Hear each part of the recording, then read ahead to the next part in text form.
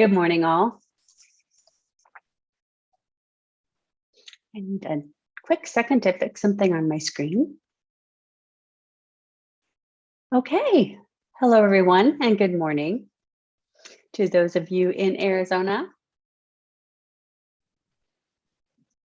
I'm Tawny Holmes-Leibach, and I am the facilitator for the Language Acquisition Task Force through ACDHH. I'm excited to have us all together.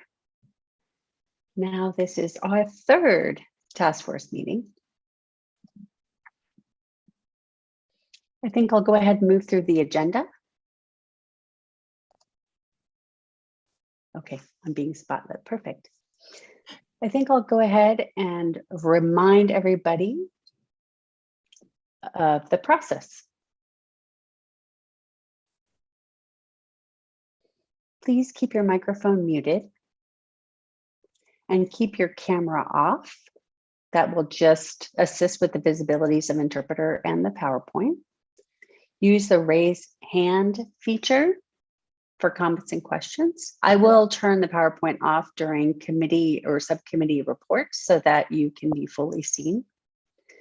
If you have any questions or comments, you can use the raise your hand tool, which is under the reactions icon. And you can also post in chat for simple clarifications. This meeting is going to be recorded for review and filing purposes. Please select to view captioning. We do have a live captioner, Cartwriter, with us, and we'd like to thank that person for being with us today. We also have American Sign Language interpreters to facilitate communication with those using English and those using American Sign Language. Just a quick reminder of the purpose of this task force. The Arizona Commission for the Deaf and Hard of Hearing was tasked with the aim to establish a task force that is composed of diverse community members and partnering agencies that can advise and assist with the implementation of Senate Bill 1092, which is language acquisition for deaf, hard of hearing, and deaf-blind children in the state of Arizona from birth to age 21.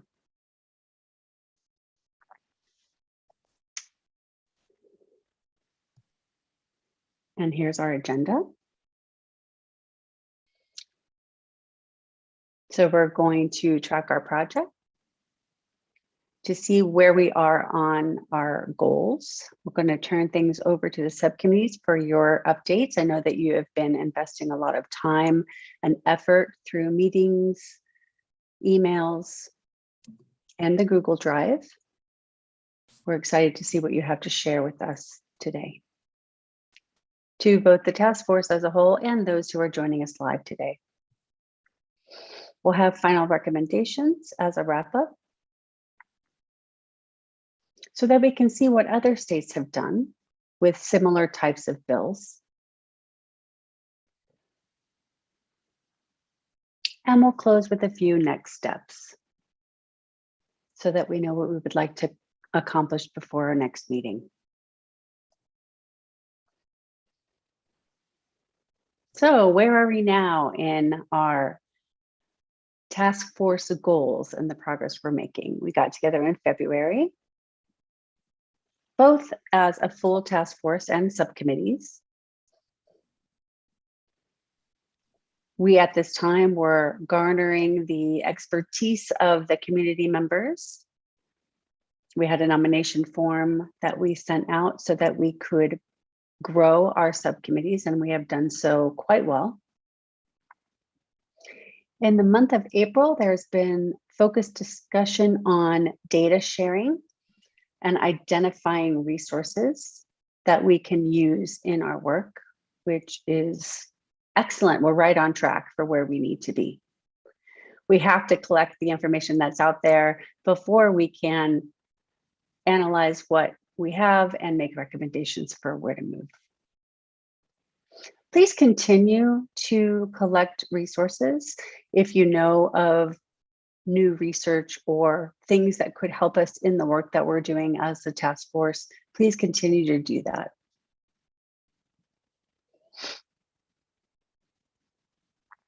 From the April to May timeframe, we expect to put all the puzzle pieces together. Hopefully we can get a clearer picture of assessments, data and demographics, and system connections. At the same time, we can be documenting what we don't have in the state of Arizona based on what you're seeing, and that will then help with the final recommendations. I know that many of you are already doing that, and we appreciate the work that you've been doing.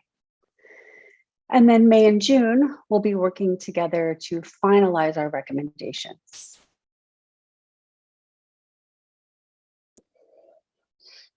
I'll be taking the lead on drafting that based on the reports that you submit. I'll make sure that you have final approval. And also we will share the information through a forum on June 15th for the public to collect additional feedback.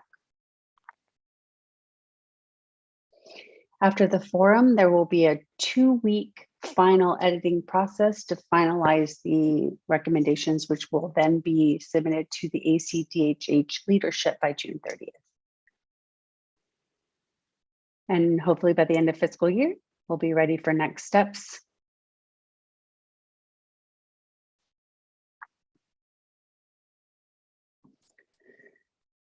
And at that time, we can determine if we need to develop more systematic connections within the state, to provide training, to propose new legislation, and that will all be part of the final report.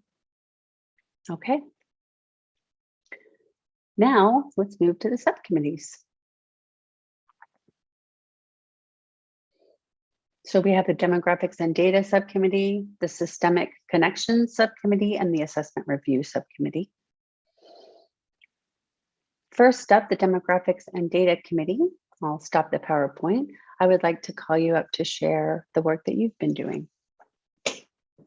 In just 1 second while I navigate, stopping the PowerPoint.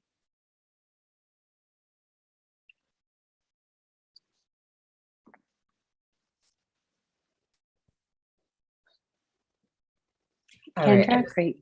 Okay. You said Data and Demographics Subcommittee, right? Okay, great. Yes. Give me just 1 second. Am I able to share something? Yeah, sure. Okay. Let me turn myself off to give you more real estate. I'll be brief. I thought it would be easiest to share this visually. Can everybody see that well enough? You just give a thumbs up or thumbs down. Okay, all right. I'll go ahead then. So a few updates on what we've done, what we're thinking we're going to be doing moving forward. We have a lot of questions, and I'll review those just briefly. You can see them there as well.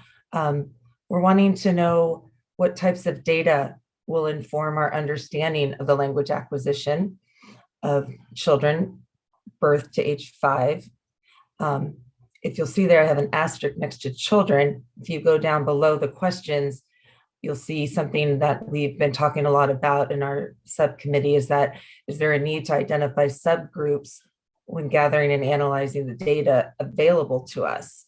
For example, the language acquisition of children identified as deaf, hard of hearing, deafblind, and deaf plus may have very different trajectories. And how does that influence this project, if it does at all? We are having more and more students come to us with severe additional disabilities whose perhaps lifespans aren't even past preschool. And so what does this project mean for those children, or does it not apply? We certainly don't want to leave children out, but we also don't want data that's going to, skew what it is we're ultimately wanting to know. Which I guess is another kind of one of our questions. And I know we've talked about this as a big group before, and I think we're getting closer, but we're still kind of grappling with, once we have all this data, where do we doing with it? What is the end goal?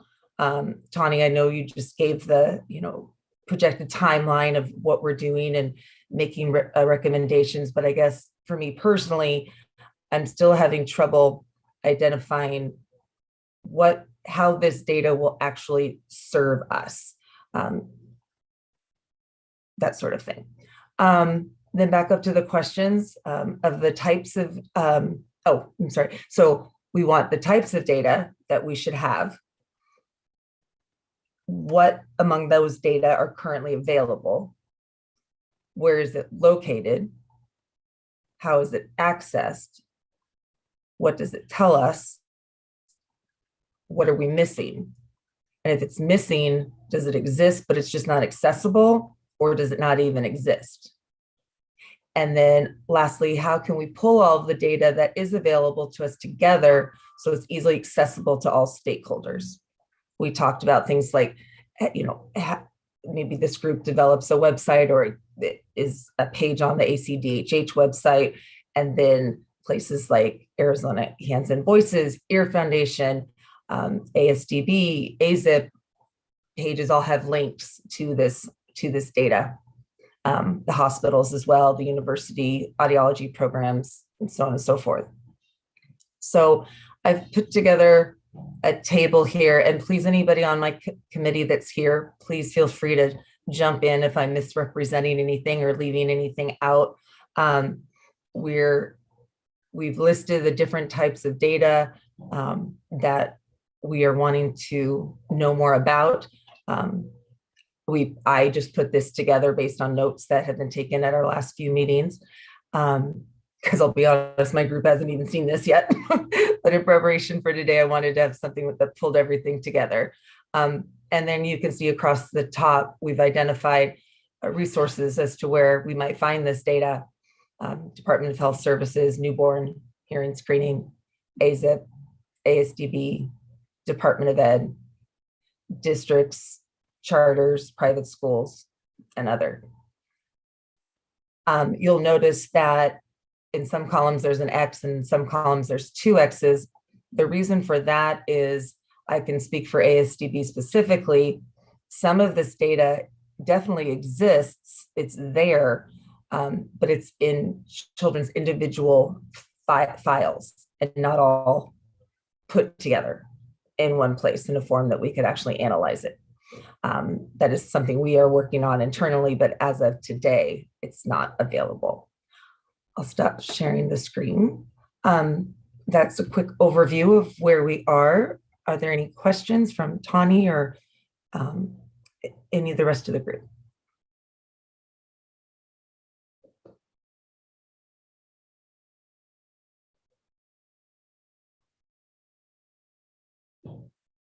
Okay, I'll turn it back over to Tani. Thank you.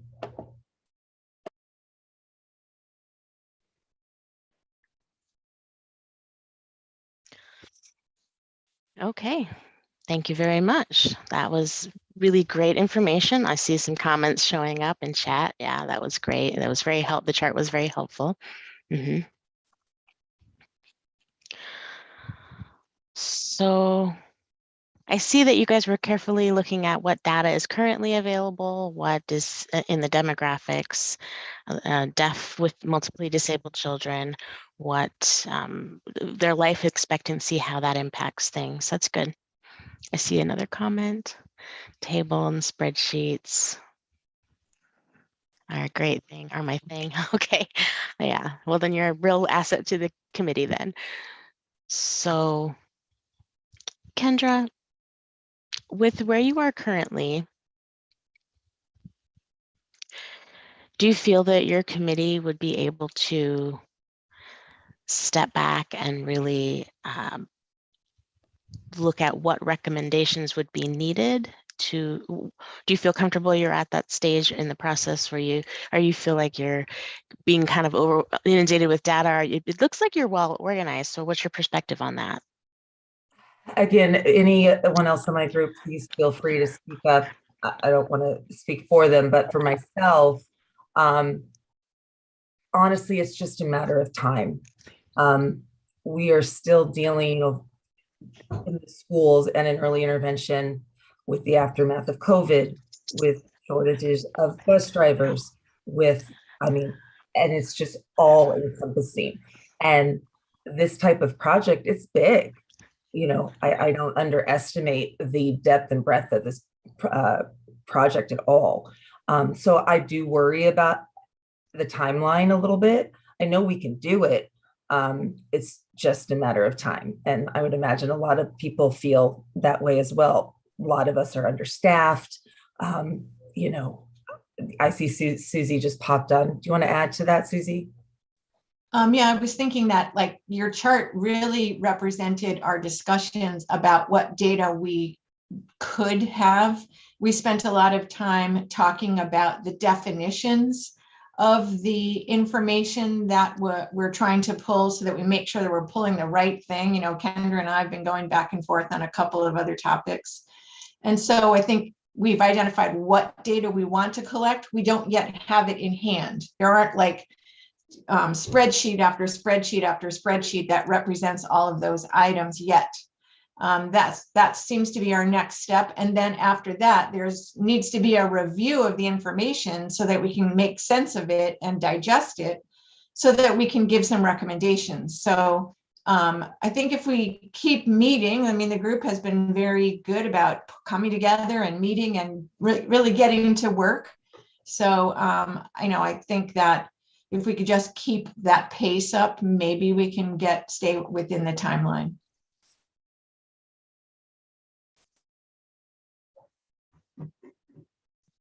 All right, thank you both for your authentic and practical assessment of your capabilities. Appreciate that. And so a way to look at it is it's better, let me say it differently. It's better to have a lot of data than having too little data sometimes, I think. So it's nice to have a lot, but it is time consuming digging through it and analyzing it and figuring how things line up. So sometimes you have to see what data connects to what data, and it's a great way to look at it as far as the connections between the committees. It's really helpful with the systematic connection, the systematic subcommittee as well. So I'm sure we as a group, also I think ACDH staff is providing support as well. So all of us together, and keep in mind that one recommendation can be that we do more data analysis, that we look for more data. So that can also inform our recommendations as well. So I saw a comment come in chat. Yes, Fran says, yes, right now we can pull together aggregate data, but not person specific to connect the data by the individual. And that will require data sharing agreements. That is true. I agree. I'm sure that we'll have to follow FERPA and HIPAA and all of those. It's very important. We have to comply with those. We're not expecting to get that individual level data currently, but it could be beneficial if the committee feels that that's where we need to go, then we could address that. For language assessments, language acquisition assessment scores, maybe we could, but anything more than that, that's where we might need to know what type of information would be even beneficial to share across agencies so that we can work together on this to promote the literacy and the language and acquisition of deaf and hard of hearing children. All right, thank you for that. Any other questions or comments related to data and demographics, the Data and Demographics Committee?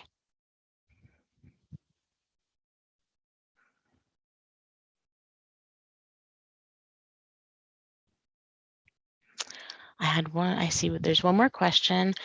I couldn't read all of the little details. I saw some, but I couldn't read every word. I'm wondering, what is the latest data that's been collected by the state, the most recent? When was the most recent? and what was it? So if you know.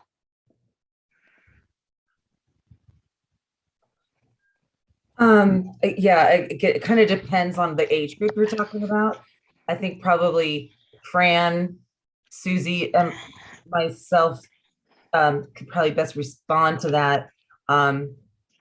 For early intervention, birth to 3 in preschool, it's always being collected. I mean, it's not there, but there's never been a time where we've pulled it all together. We're doing that now by participating in the CDC grant run through the University of Colorado. And we're doing that for the first time, and we'll have our first report available to us in July, which will be after, some of what we're wanting to do here. But regardless, and then Fran can of course speak to the data on newborn, which is obviously, I think there's a report that comes out yearly, and then Susie can speak to the most current data on preschool. Hi, this is Fran. So for newborn screening data, the most recently publicly published information was for 2020, and that was submitted through to the CDC for their publication. And I have all the data real time going back, probably at least a decade, where we capture all of the information that we're looking at. And it's readily available pretty much at any time. It just evolves. It's always changing. It's a living database. So what we pull today may look a little different tomorrow. But what's publicly published is up through 2020 through the CDC.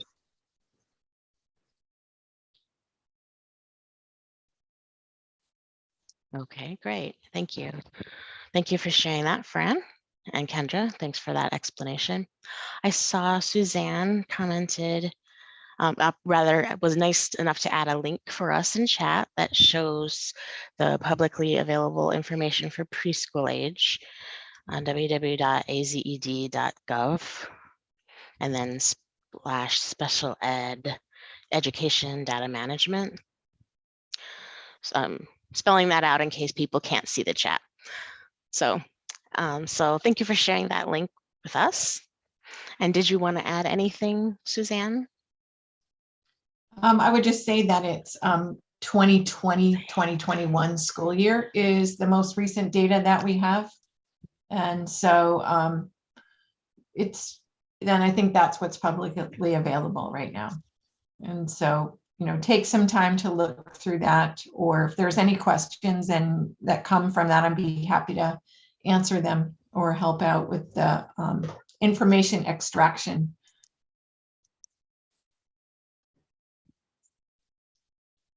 Okay, I appreciate that. So you said the 2020-2021 school year, that's for the preschool age group. Does that include more information for K-12 as well? It includes that data set for the link that I posted in the chat is pre-K through 12, all disability categories, all ages, and so it's pretty new on there that we have made that available to the public, so people might not know about it. Okay, so you have categories for deaf, hard of hearing, or hearing impaired students. Is that labeled? Yes. Great. So I think there's only 14 states that have that at the state level. So that's great. It's good to know that Arizona is among them. I know it's not easy to do that. So we do appreciate that your agency has taken the time and effort to make that happen. All right, great. Okay, so now I would I'm sure if there's any more questions, let me just check in. Is there any more questions for that subcommittee, the Data and Demographics Committee?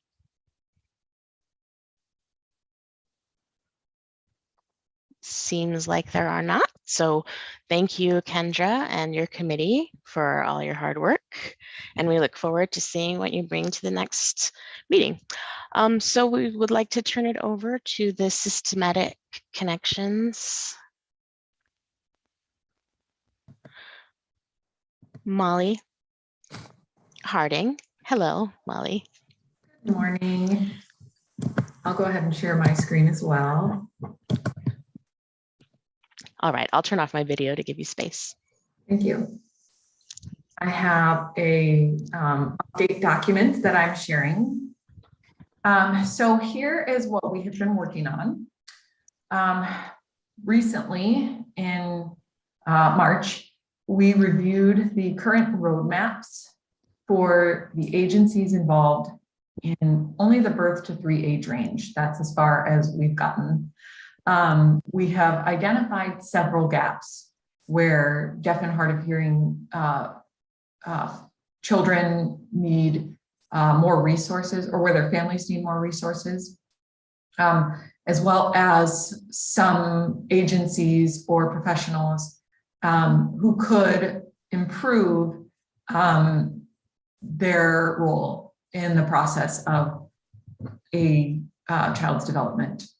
So we identified that most roadmaps that are currently available are about 10 years old, and they only focus on the newborn hearing screening process to diagnosis and referral to early intervention. So there aren't comprehensive roadmaps for families after diagnosis because there isn't a single source for parents that gives information on a deaf mentor or where they can get language models. Interaction with deaf and hard of hearing adults or those with life experience in deafness. That's important for families because they need hope for the future and a sense of well-being or a light at the end of the tunnel. There's a gap in information about how to enter the system if a child's not identified at birth. For example, if they have late onset or progressive hearing loss, or if they've moved or were missed by the newborn screening process. We've identified that pediatricians are responsible for periodic screening, and of course, AZIP is screening every child enrolled in the program. Parents are also missing information on parent-to-parent support opportunities, although these agencies like Raising Special Kids, as well as the Arizona Guide by Your Side program, does reach out to families that have been reported through the Arizona Department of Health Services, I believe. So that is great news. Families are also lacking information on how they can get financial assistance for hearing aids. That is a huge roadblock to children being fit with hearing aids earlier. Let's see, they're also missing information about what is the process like, or who is going to support them after they have become enrolled in the early intervention process, right? Like, so what is an IFSP? How are they going to get additional developmental therapies? And what are their opportunities like to change or add services? And then they also, there's also a lack of information about how they transition once a child has turned 3. So essentially, we came up with a couple of opportunities for the agencies and systems involved to help close some of these gaps. And those things are listed on this document. But first, we need to update informational resources in Arizona to include all of the information above. As I mentioned previously, really the only single source for parents only includes the first few months of the process. Pediatricians must be responsible for performing screenings periodically or making referrals for evaluations for children who have moved to Arizona or who were born outside of the US. Audiologists who are making diagnoses in infancy should include more unbiased information for parents on a range of language options. as well as resources for financial assistance for hearing aids and parent-to-parent support. And pediatricians should encourage audiology follow-up for children who are not meeting developmental milestones. So like I mentioned, as a committee, we've really only discussed the birth to 3 age range. And coming up, we plan to discuss the systems and agencies involved in 3 to 5, as well as identify some gaps in services for children who are 3 to 5. So for everyone who is here, does anybody else have anything to add, or do you have any opinion on how some of the agencies or systems could be strengthened for birth to 3?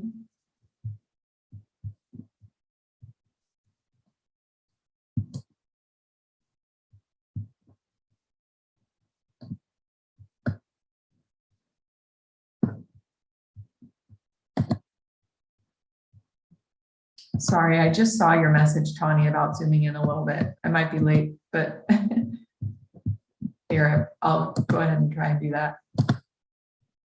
Is that better?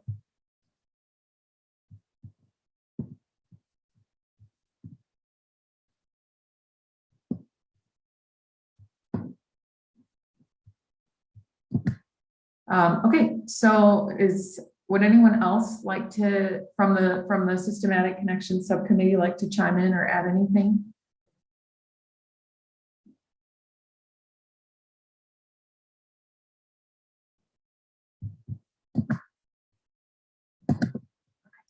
This is Susie from Department of Ed. I was just thinking that it seems like there isn't, I mean, are there any additional connections beyond the transition from early intervention to preschool regarding the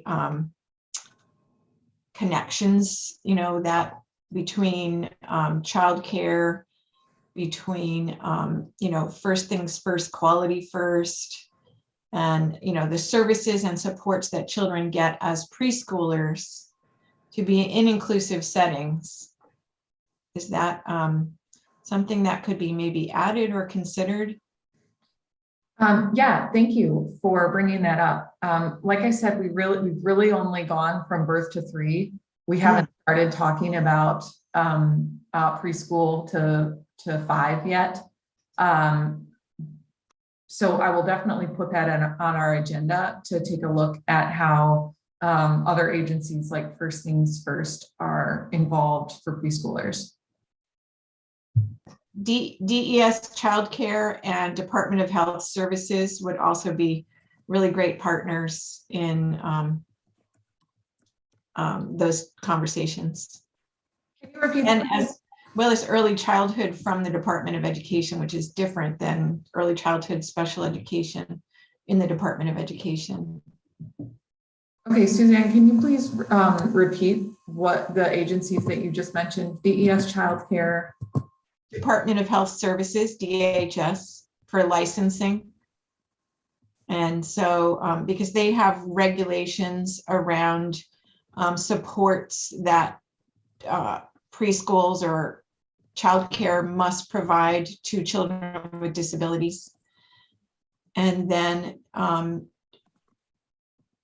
First Things First and their Quality First programming probably has something to contribute to this conversation, as well as Early Childhood Education Unit in the Department of Education, which is different than Early Childhood Special Education, which is what I'm in. Okay. So, and Head You're Start. saying- Yes. Okay, so you're saying all of these agencies would be involved at the time of preschool or before that? At the time of preschool. Can you give me a little bit more information on what DES childcare is? DES childcare provides funding to families and additional funds to families of children with disabilities to include them in preschool settings, in childcare preschool settings. So it compensates childcare programs for taking children with disabilities that are low income. So the DES childcare dollars, there's way more to it than that, but that's why I'm saying that having them at the table and early childhood education at the table could really bring a lot more richness to that conversation. Susie, this is Christy. Would you also add RSK to that group? Yeah, definitely. Okay. Raising special kids. Yes. So I have that as a parent-to-parent support opportunity. Is there other, what else can Raising Special Kids provide? From my end, I'm the autism low incidence specialist. They provide a lot of supports for our parents in the different areas of eligibility as far as guidance as how to proceed through getting special education services. And if they're having an issue dealing with a school or something like that, they'll help out with that. They have people who specialize in different areas. I work really closely with the TBI person over there to help support those families as well. Great. Okay, so that provides a lot of great information for us at our next subcommittee meeting, where we're going to discuss the specific age range of 3 to 5. So does anybody else have any additional thoughts on birth to 3? Hi, it's Caroline, Hi, Caroline. and I'm the Part C coordinator with Arizona Early Intervention Program. And I just wanted to add a little more information in regards to Raising Special Kids. Sure. They're actually a referral point of entry for AZEP. So they're contracted with AZEP for the AZEP referrals. So families can call RSK, or all of our referrals are processed through Raising Special Kids. So they can share information with families, you know, at that time of the referral. So we work in collaboration with them with our referrals.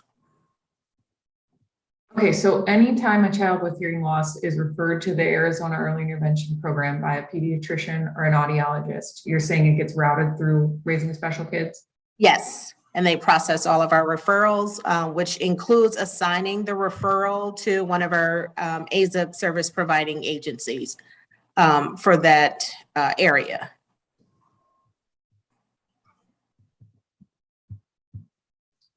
Okay, and so wouldn't that be in almost all cases? Wouldn't it be ASDB?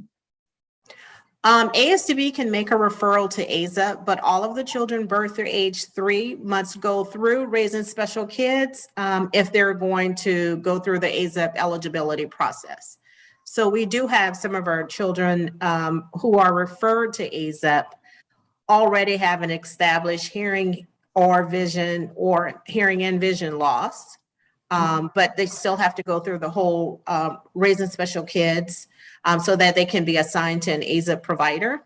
And then that provider assigns a service coordinator, and that service coordinator supports the family. Let me make sure I have this correct. Raising Special Kids processes all AZEP referrals. And then they assign a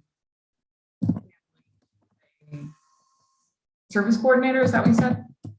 Raising Special Kids will assign that child to an AZEP service providing agency.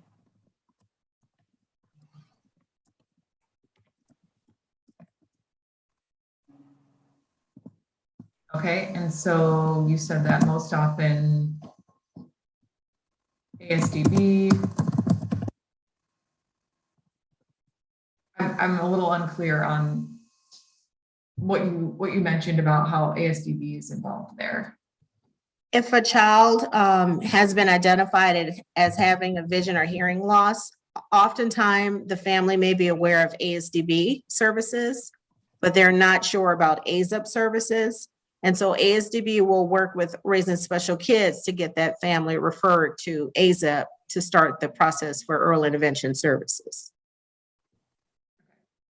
And we work in collaboration with ASDB. ASDB is one of AZEP's service providing agency, and they provide the vision and hearing services for those children.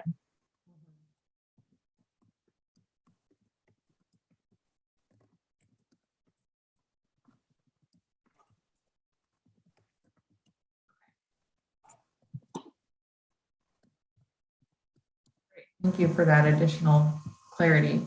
You're welcome.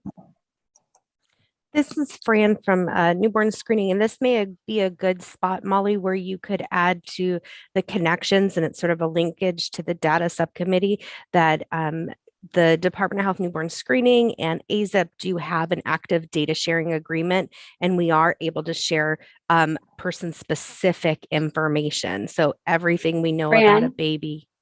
Yes. Fran, I'm sorry, for the interpreter, what are the two agencies that have an agreement for data sharing? Sure. Sorry. The Department of Health, Newborn Screening, and AZEP.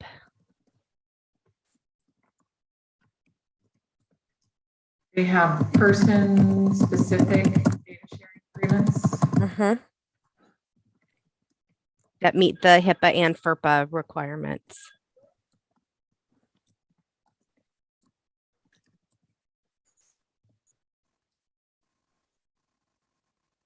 Okay, so that means that any child who DHS is aware of that has been identified with hearing loss can be referred to AZEP, is that correct? Right. And we know their outcome.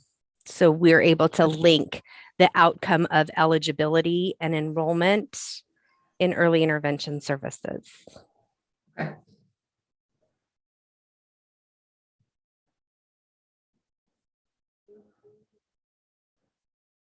Looks like Kendra is raising her hand.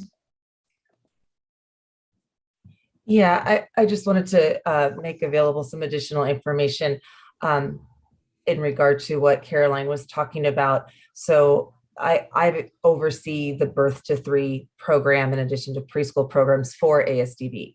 So it's the teachers of the deaf and the teachers of the blind and visually impaired that provide services to families.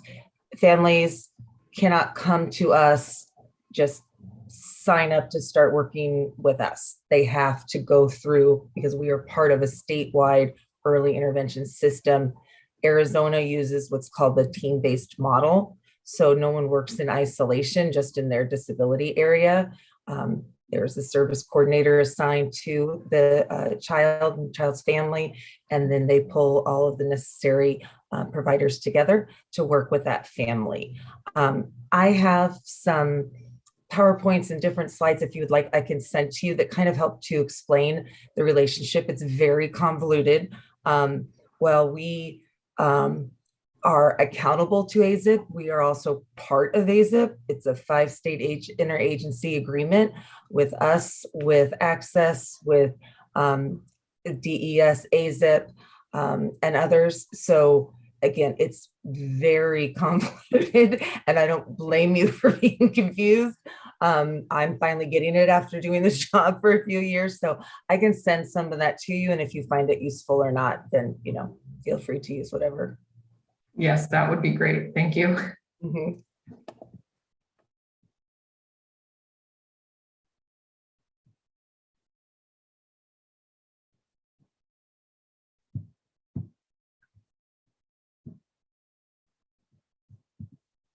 Anything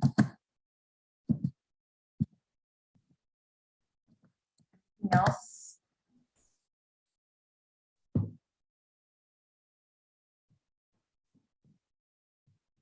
All right, thank you.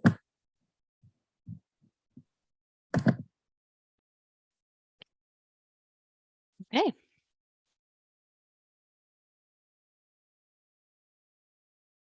All right, thank you. So I saw 2 questions in chat. There were 2 questions in chat, rather. Let's see, what did it say? Hang on. Sorry. So the first question that I asked was, does DES mentioned that childcare, is that a federally funded program? I believe that there are state funds and federal funds. Okay. All right, thank you. I was just wondering how all of that works together. All right, and then the second question was for Caroline, is there a list of AZ EIP referral service coordinators, providers rather, so it's nice to know, sorry, interpreter, I'm sorry. Coordinators selected, I missed, I'm sorry. All right. The question was, Caroline, is there a list of AZ EIP service providers available in regards to serving deaf, hard of hearing, or deaf-blind babies and children? Those providers actually work with ASDB. So ASDB would have that information. Oh, and Kendra actually put chat in the. Oh, okay.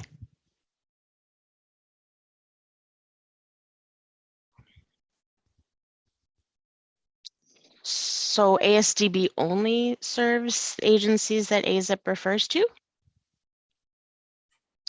For the birth of 3, AZIP, ASDB provides. That's not what I said. Sorry, that's not what I said. The interpreter misunderstood. I said, let me clarify. So ASDB is the only agency that AZIP refers deaf and hard of hearing babies and families to. Yes, for the vision and hearing services as part of our team.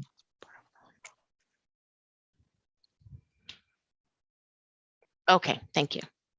Thank you. That's good to know where everyone's going, even though there are 5 agencies working together.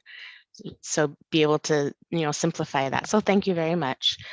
From DC, I worked closely with the system there, the DHCEI system there for many years. And there was an interesting moment where it was called the Strong Start program, and it was similar to Raising Special Children, so that you have here in Arizona. So it's a similar situation. They referred to the Strong Start program. They screened all the referrals, and they referred to the service agencies, and then they would pick a service coordinator. I think it's a similar process.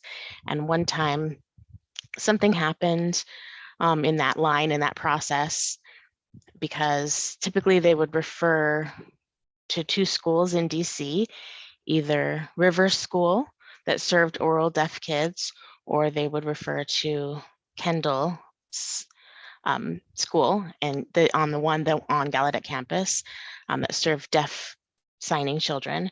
And so they would refer them for preschool, and they'd have the variety of services available, like, audiology testing and all of that. But for the preschool, they would refer to either one of those 2 schools. But for 2 years in a row, there were no kids getting referred to either of those schools. And they were like, are there no deaf babies being born in DC, or what's going on? So after about, there's usually 10 to 20 a year, and then suddenly there were 0. And they found, some families had contacted the schools on their own, and they realized that program, the Strong Start program, had hired a new coordinator who did not know about the schools and did not know about referring to those schools. So they were referring all deaf and hard of hearing babies and families to an external agency called Hearing Agency. They were more a hearing and speech agency in Maryland. It was like 30 or 40 minutes away from DC. And I could imagine families with, transportation struggles having to be referred to those distant agencies. And they didn't even focus on deaf or hard of hearing children as a specialty. They focused on, providing speech services to hearing children. So it was really strange 2 years. And then we finally got to have that discussion and say, hold on, you got to come and visit this school and learn more about the programs that we have. So I think, that's that's how we handled that issue. That was an easy solution. It was part of the process of, at least part of the process.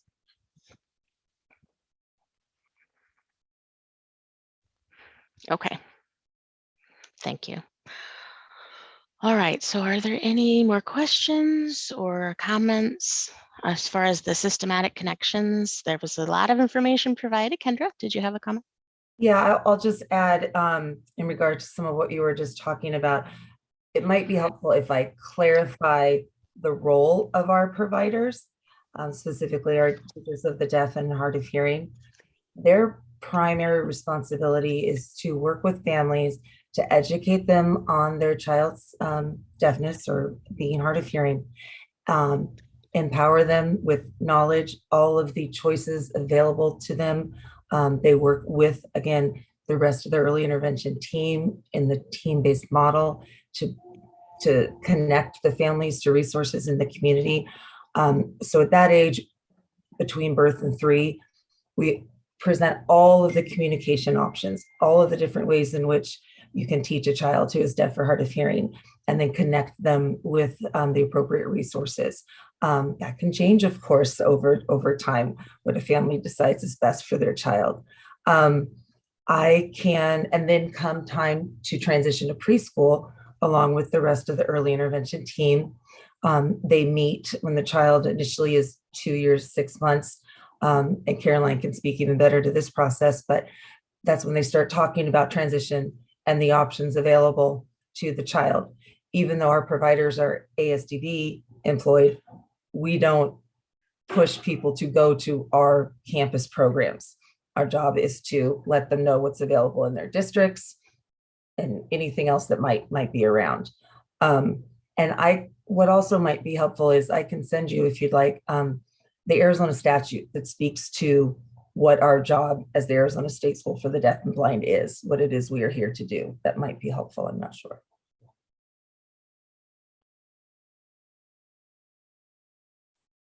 Yes, definitely.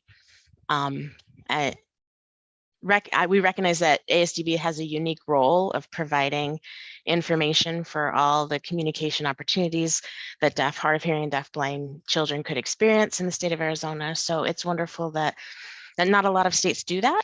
Most states don't. Typically, local county school districts tend to be very diverse and separate. So it's nice to see that very centralized system, to see that does help support information flow and training and the focus on those people who are not there, but who can provide that quality services and information.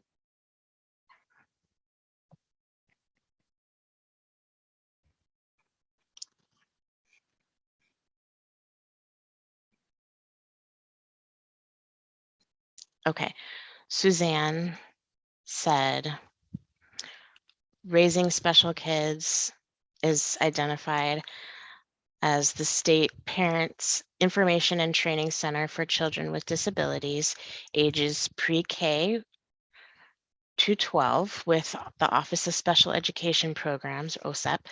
They are also the central referral agency for AZIP, as Caroline stated. So 2 roles for each of the age groups. Yeah, that's a big responsibility. Okay, yeah, so it's good to know that that's where parents can get the support, figuring out their options, and there's their advocacy needs, so that's great. It's nice to have the referral and the advocacy services both. Okay, so, sorry, support services. So it made me realize that I wanted to share one more thing, an example of a state recommendation. One state that they put their whole system, all of their information together in one place to make sure that they were all consistent. So I'll show you the last, what Indiana developed from their task force, and maybe you would like to look at that if you wanted to see where we went with that, where they went with that, that might help inform where we want to go here. So they had birth to 3 and then 3 to 5, and hopefully as time goes on, it gets less complicated, it gets less complex as the kids get older, hopefully.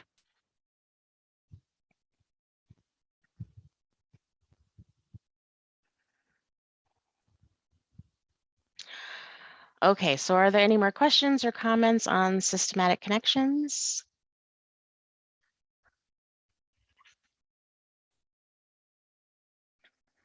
All right. Thank you to the Systematic Connections Committee, Molly, for your report and your committee's hard work. Thank you very much. And now I'd like to invite the next subcommittee, the Assessment Reviews Committee.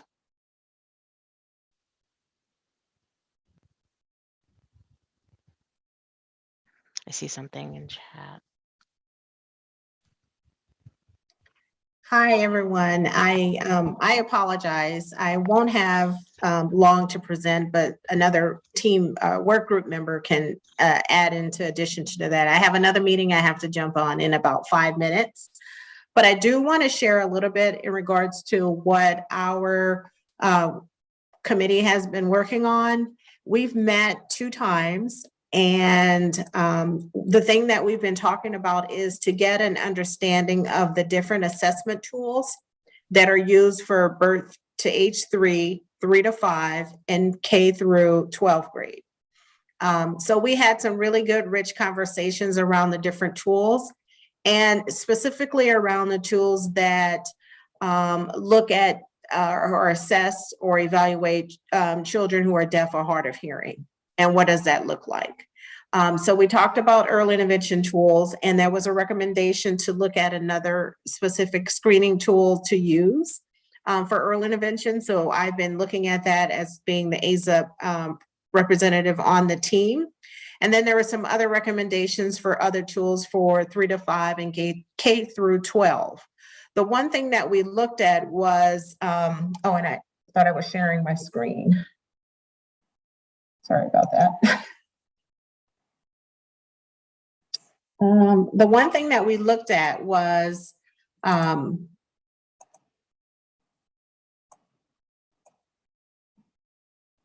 you guys see that now?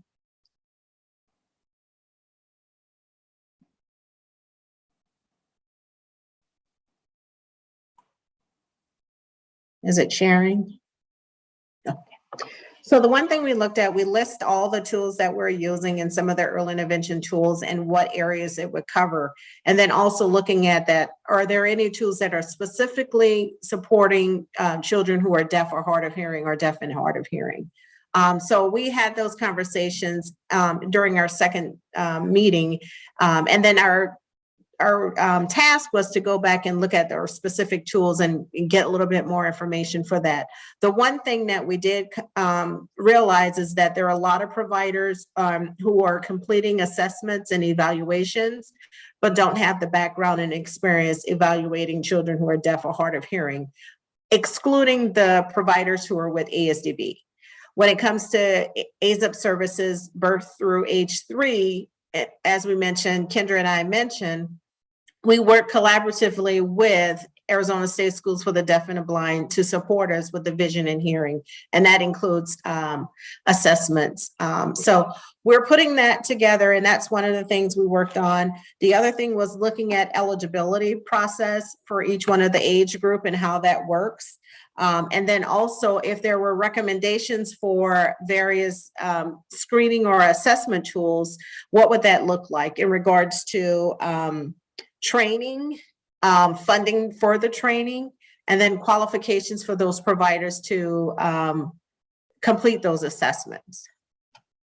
And I'm gonna have to jump off, and I apologize, but I'm hoping that someone else within our group can continue. And then if there are any follow-up questions, please let me know. And then that way I can have additional information for everyone.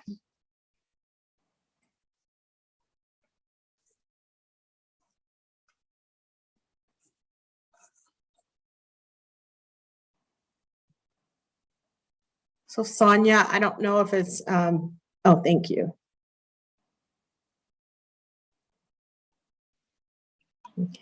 I'm not sure who else was here, so I popped on. I'm happy to take Okay. over. Thank you.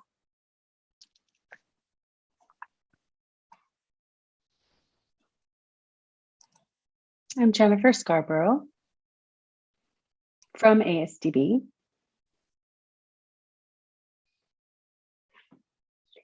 Thank you, Caroline, for talking about what we have done in terms of assessments and what we've talked about in our subcommittee meetings.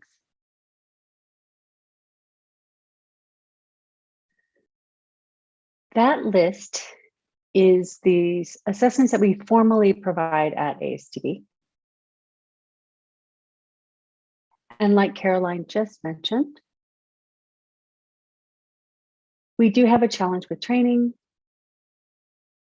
and having enough assessors to provide these assessments throughout the state of Arizona. All of the assessors are currently under ASDB.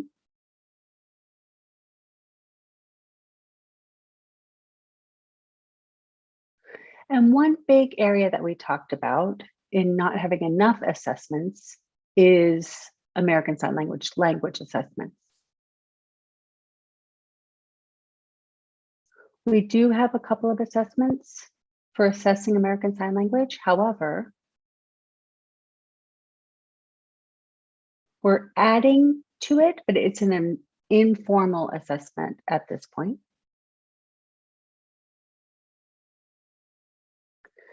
So we talked about that a little bit. ASDB is doing a MacArthur version 2.0 ASL CDI. That assessment is provided by the parents and is currently in its beta version.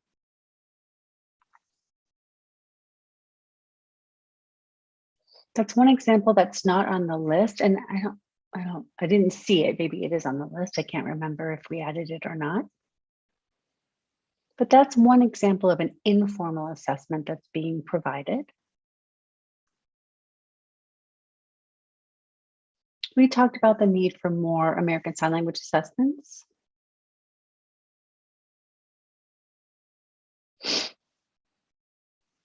And then them showing up on the AZIPS list that we would then provide at ASD.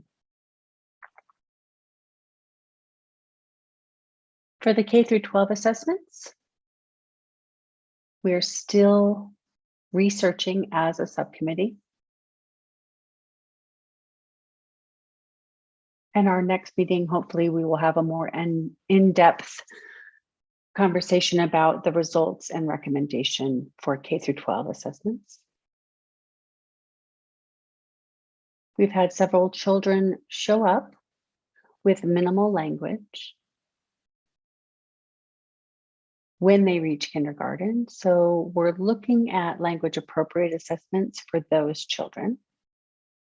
So what do we do with those children who come to us at an older age?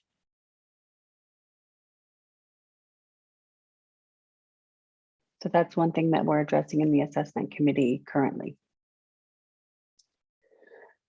Do other members of the committee want to pop on and add any comments?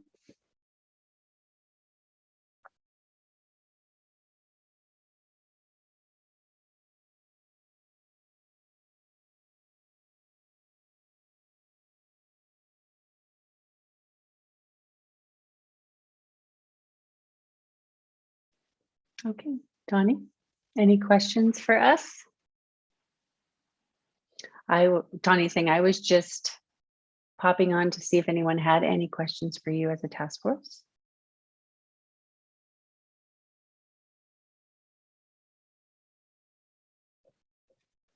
Nikki said, very impressive work by the subcommittee and all three subcommittees. Thank you for your investment for deaf, hard of hearing, and deaf-blind babies throughout the state of Arizona. And for their future, it's exciting to see what's to come. So there is a question. Has ASTB considered the use of ASL RST and or ASL EST for 3 and up. This is Jennifer. We do have a few staff who are currently providing those assessments, but that's one of the assessments that's informally provided. We don't have enough trained staff. So that's one that we definitely need to address moving forward. And maybe it can be added to the recommendations as well. Tony says, great.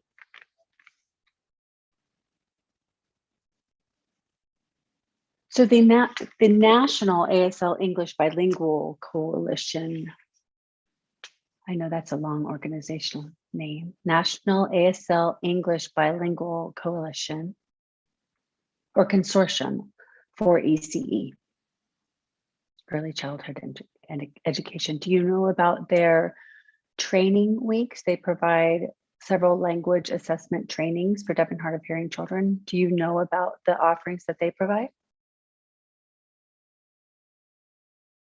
For those of you who have not heard, it's a nonprofit organization that focuses on those who work with deaf and hard of hearing children, age birth to 8.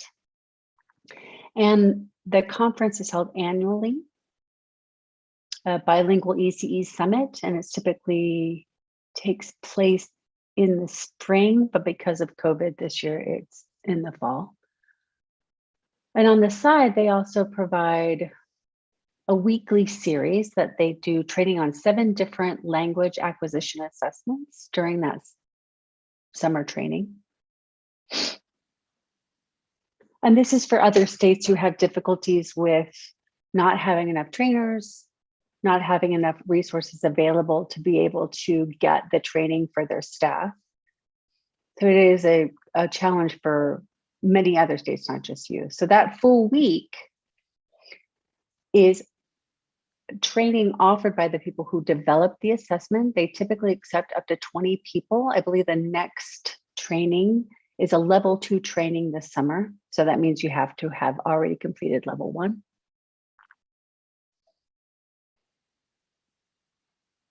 And then you become the trainer so you can train other people in your state. So it's something for us to think about as to whether several people could be sent next summer. It typically happens in May or June, and that could expand your training resource pool.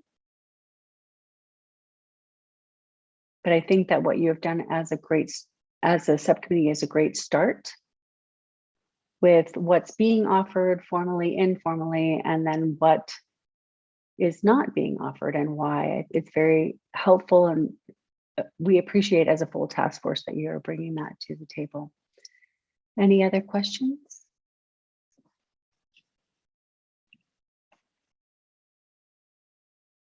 So Joanne asks if you have an updated link. It seems like the current one is not working and the redirection link pulls an error message. What link are you talking about, Jermaine? Do you mind clarifying? Oh, okay. Yeah, I think the website's under maintenance right now. You can look at Facebook, the National ASL English Bilingual Consortium. I'll try to find that if I have a chance on the side here and get that link to you. All right, great. I just want to make sure that there are no further comments or questions before we moved on to the next part of our agenda. All right. We appreciate seeing all that you have been doing in your subcommittees, and Jennifer says she has sent staff and deaf mentors to that, but because of COVID, it's not on the list. Okay, great. Thanks, Jennifer. All right, I'm going to share my screen to show what the next part of our agenda holds.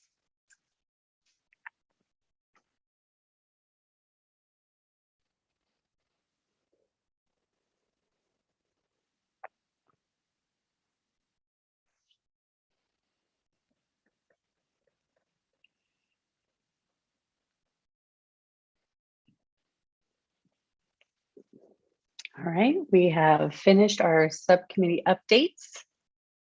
We have 2.5 months left. I think we're in a good space. We're at the halfway point. And please let us know as facilitators and ACDHH staff how we can support you in your subcommittee work.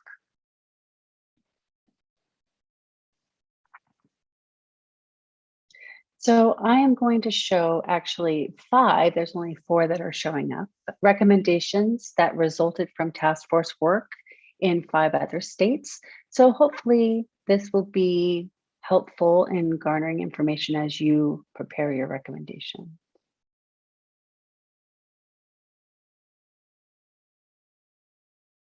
All 4 of the states shown here have different emphases on their task force.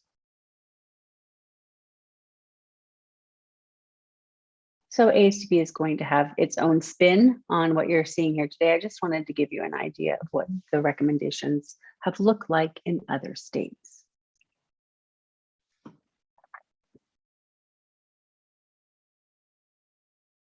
I think we've seen this one before.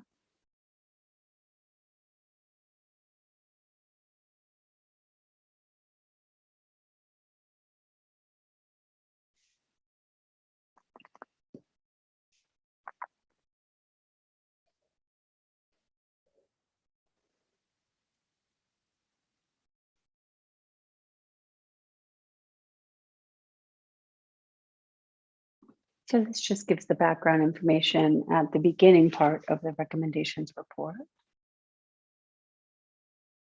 So I'll take you straight to the recommendations here.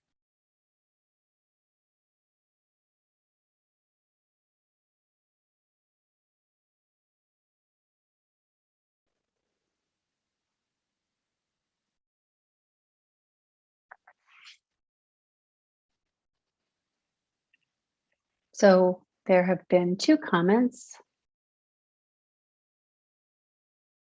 about language assessors using evidence-based practices for children who are deaf and hard of hearing. So identifying resources for those evaluators that's parallel to what you guys are working on and thinking about.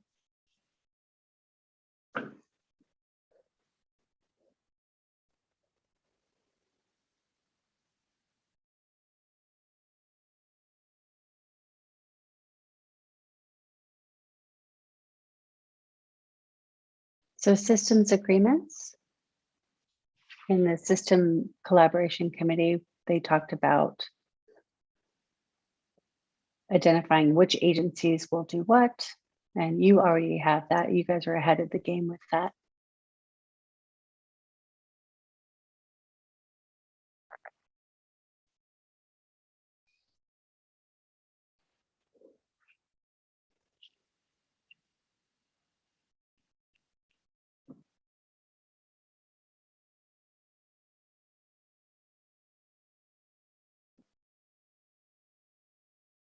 There were some recommendations that were beyond the scope of the task force, but they felt they were important to include.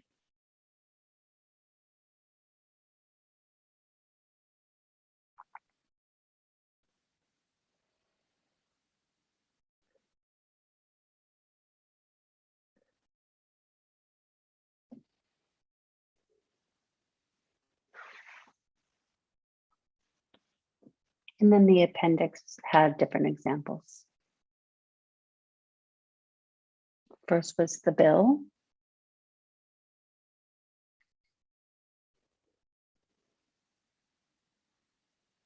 Different assessment instruments for the milestone subcommittee, things that were identified.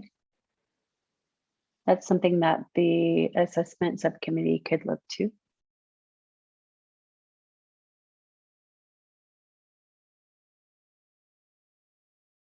I like the assessment committee's chart that you guys created.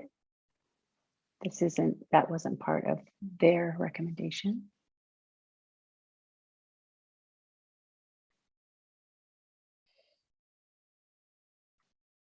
Theirs was a checklist sort of format.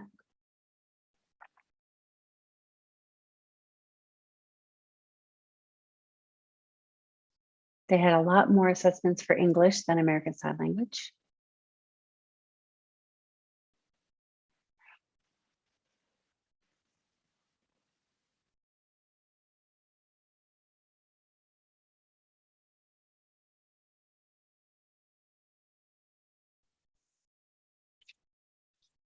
The PowerPoint was developed as well.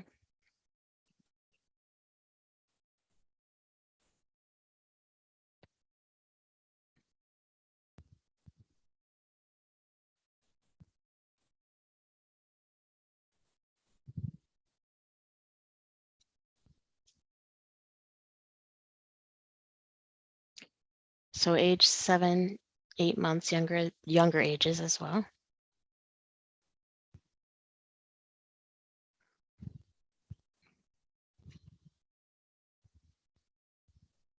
So all through the spans of ages. And it stops at age 6 to 8. The Kansas law focuses on birth to age 8. So that's what's included.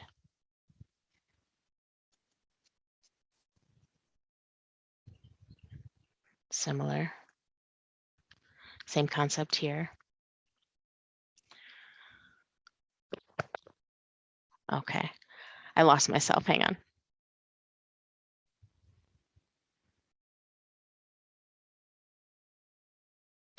It's a 17-page report that's mostly appendix. There are about 10 pages, similar to other states as well. I have a second one.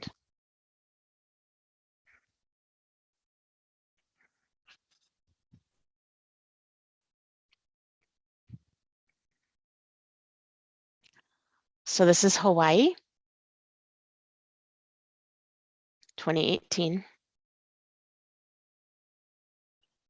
Just background information here. Recommendations.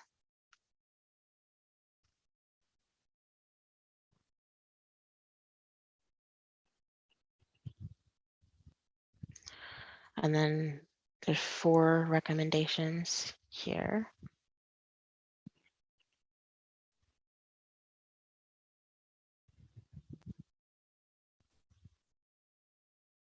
The background data, what the committee focused on.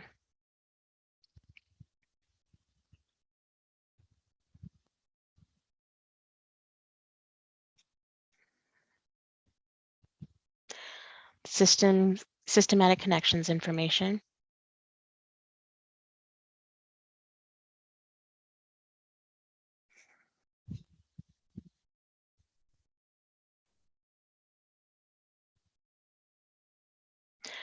Identifying challenges.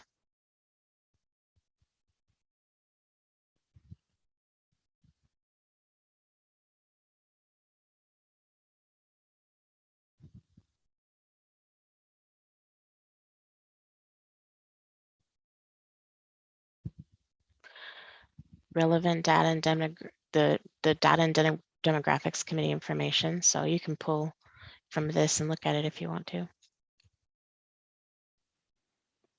It's expanded, the expansion on the recommendations here.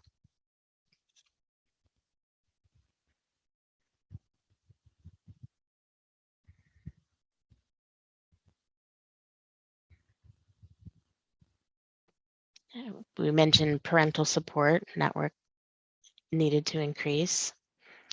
Mentoring as well, a mention of mentoring needed. So looking at how programs work together on that.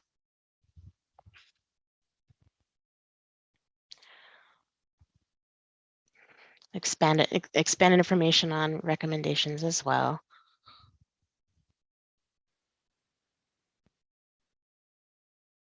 Let's see. And then this is California. It's interesting. California developed a website because they got federal funding for their state program services as well. So they kind of combined both of the task force and their task force recommendations and their state program funding. They put it all together and created this site.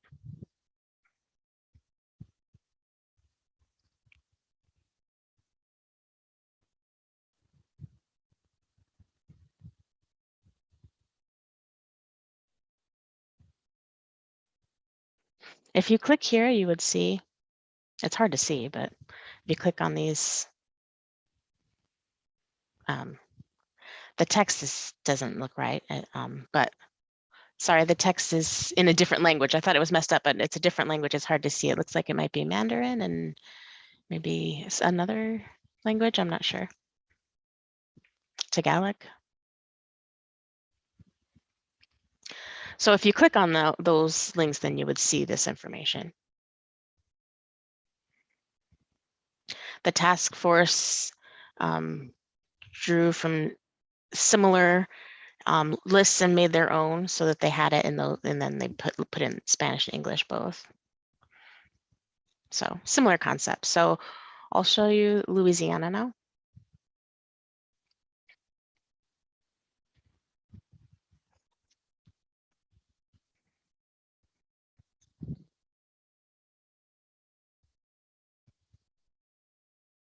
This is who's in the committee.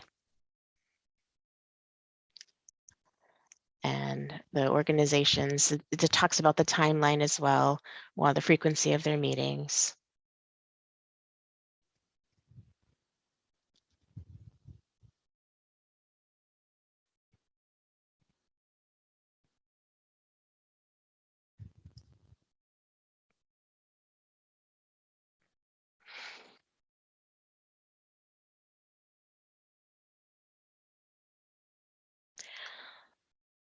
So this task force had several different goals.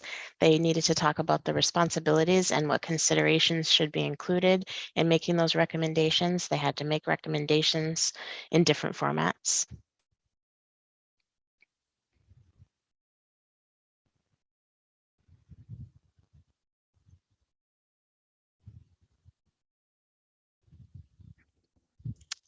And then that's it.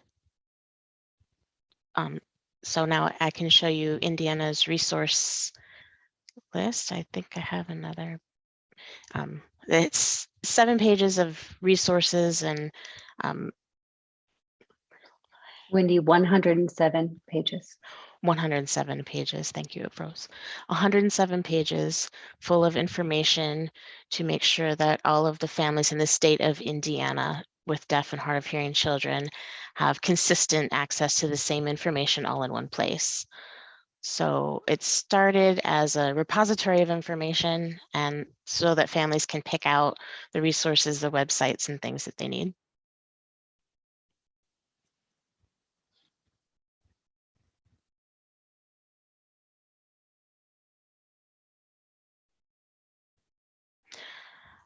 This explains the development of, so family can educate themselves on the process of development and acquisition of language. So reviewing the laws of the state and at the state and federal level, which apply in Indiana. ASL and English resources by age. Milestones by Milestones, thank you. Milestones by age.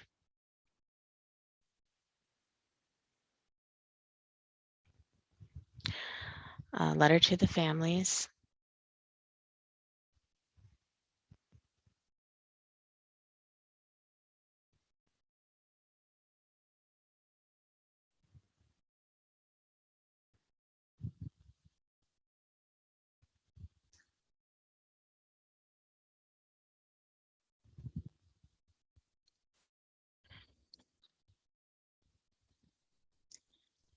Amy, can you take over? I'm having internet issues. My video is freezing. yes. Thank you.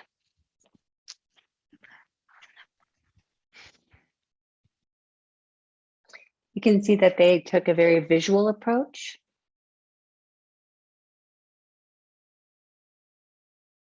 So instead of having a text-heavy document, they include a lot of visual representations of the information. A lot of tips and resources, information to help families, and to help them actively take a part of their child's language acquisition.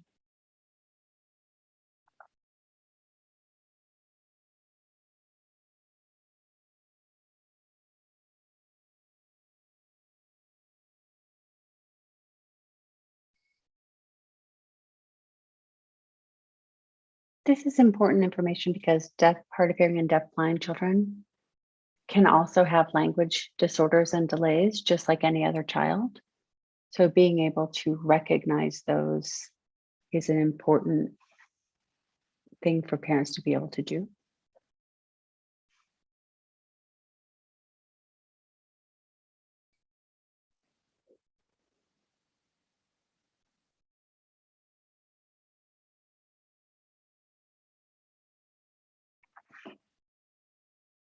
I think that's enough information for now.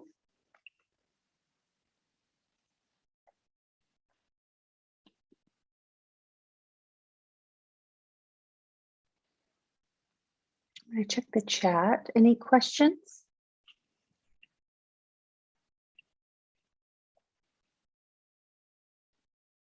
Oh, I do see the question about the age range. Birth to 21 is the age range.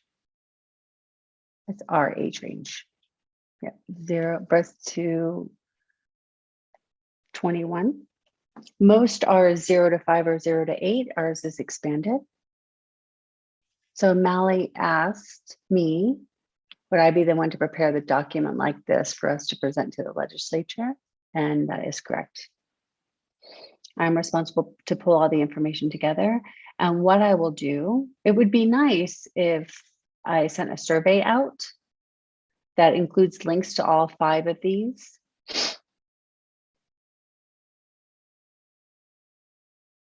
Or others that have good models. And if there are any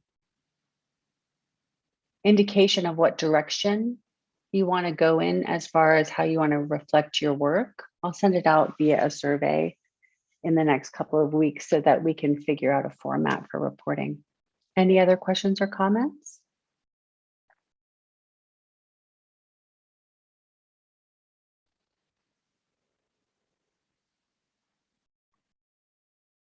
Let me double check and see if there are any questions or comments in the chat.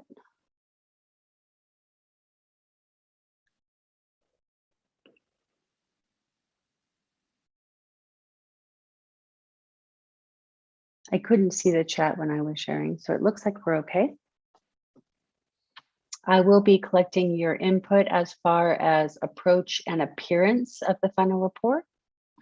Our goal is to make the recommendation via report to ACDHH, who will then make the recommendation to the legislation.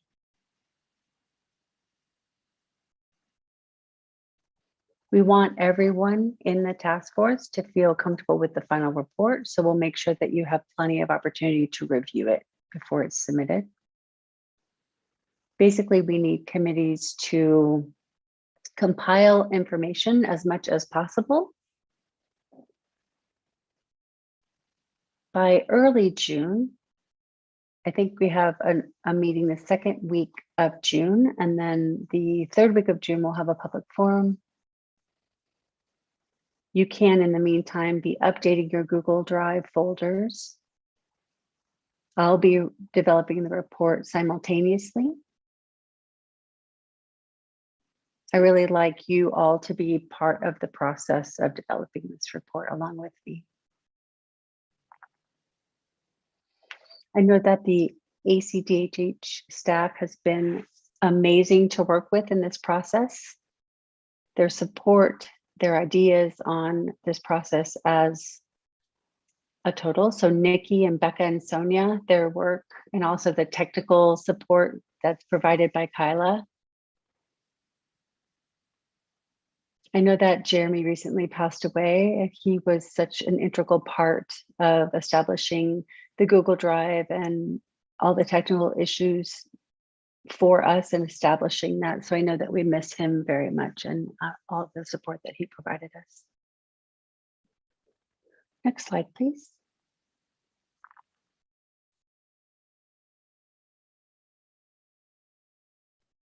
Okay, our task force meetings.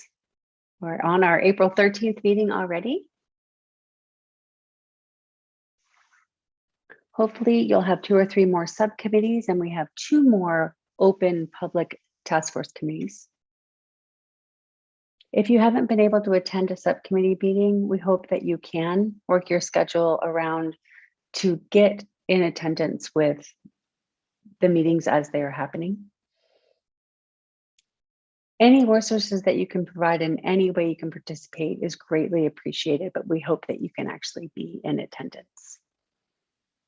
We want to garner your knowledge, collect your ideas, and we value your perspectives.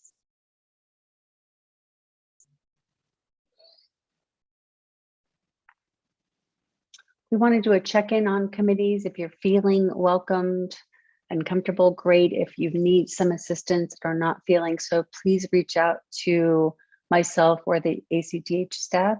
This is a safe space. We want everybody to feel safe in their involvement with this process.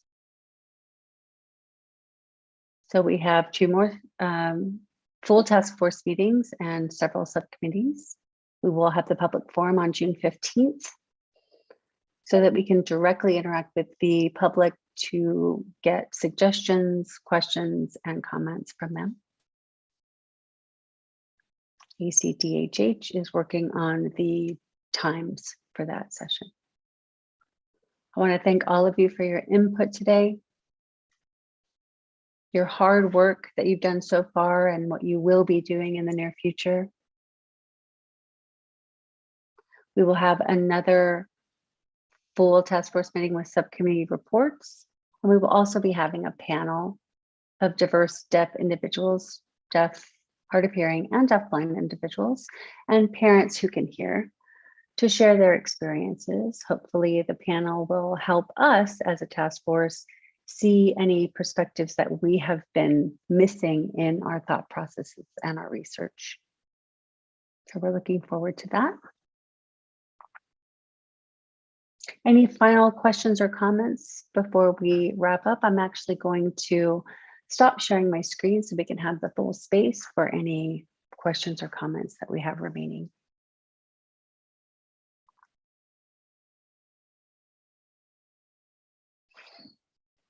I do see a question.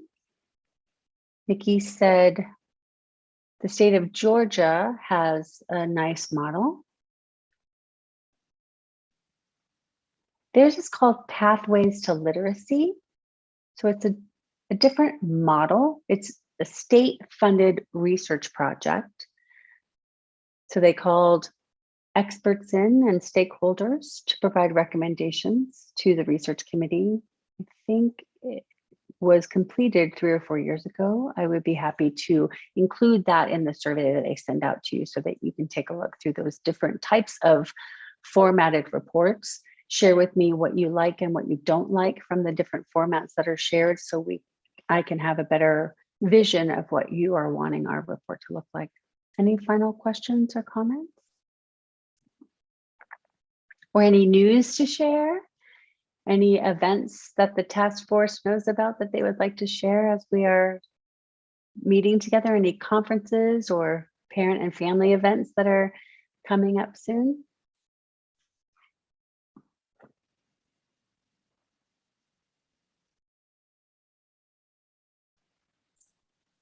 ADE has their IDEA conference coming up in September. And it will be in person this year at the JW Marriott.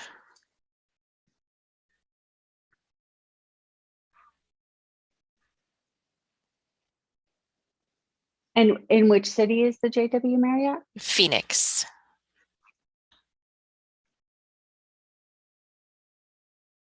I missed the name of the conference. Do you mind repeating that again? The IDEA conference.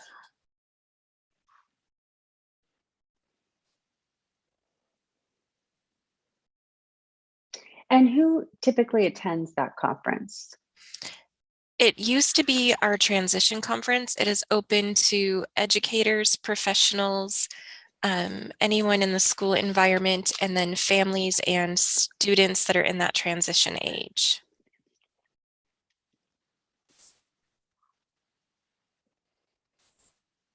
So 3 to 5 transition or High school, including that 14 to 18? 26. Great. That's great. So it's good to know that there's a place for those shared resources. We do have one conference coming up, the National Deaf Educators Conference is going to be hosted the same time as the National Association of the Deaf. The last time in person, it was in Arizona, in Phoenix, with the support of ACDHH. That was back in 2017. So now in person, it's going to be happening in Orlando, Florida, June 30th to July 3rd. The National Deaf Conference brings together educators, people who work with deaf, hard of hearing, and students with additional disabilities. There are great presenters planned. Hopefully, I mean, if you want to go to Florida, you'll take a look and attend the NAD conference, where that conference will also be held. You can find information at nad.org.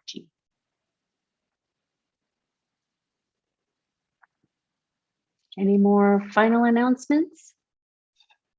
Our ACDHH staff, do you have anything that you want to add? Jennifer said, thank you for your guidance, Tani. My pleasure.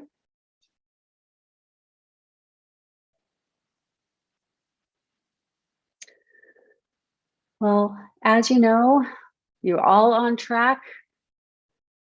We're doing our best to reach this goal, to make sure that deaf, hard of hearing, and deafblind children in the state of Arizona are valued and cared about, and you are directly impacting their future. Thank you so much for your participation today.